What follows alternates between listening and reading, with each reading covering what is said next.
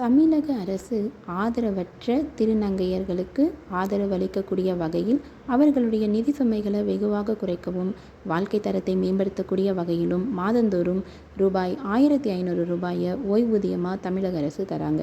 இதற்கு ஏப்ரல் மாதத்திற்கான விண்ணப்பங்கள் வரவேற்கப்படுதுன்னு சொல்லியிருக்காங்க. இதற்கு நீங்கள் 40 வயது மற்றும் அதற்கு மேற்பட்ட ஆதரவற்ற திருநங்கைகளாக இருக்க வேண்டும் என சொல்லியிருக்காங்க. இதற்கான விண்ணப்பங்களை சமூக நலன் மற்றும் பெண்கள் உரிமைகள் துறை தான் இந்த விண்ணப்பங்களை ஏற்றுக்கிறாங்க. இதில் ஒரு முக்கியமான விஷயம் என்ன தெரியுமா?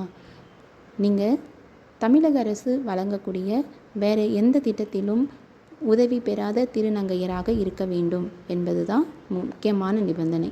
சரி, இதற்கு தேவையான சான்றிதழ்கள் என்ன அப்படின்னு பார்த்தீங்கன்னா, திருநங்கையருக்கான நல வாரியத்தில் பதிவு செய்ததற்கான அடையாள அட்டை, ஆதார் அட்டை, 40 வயது மேற்பட்டவர்கள் என்பதற்கான வயது சான்று, தமிழ்நாட்டில் வசிப்பதற்கான குடியுரிமை சான்று, குடும்ப அட்டை.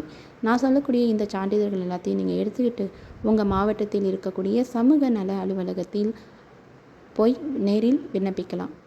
இது பற்றிய கூடுதல் விவரங்களையும் நீங்கள் தெரிஞ்சுக்கணும் அப்படின்னா இந்த அலுவலகத்திலேயே அணுகி பெறலாம் என தமிழக அரசு சொல்லியிருக்காங்க.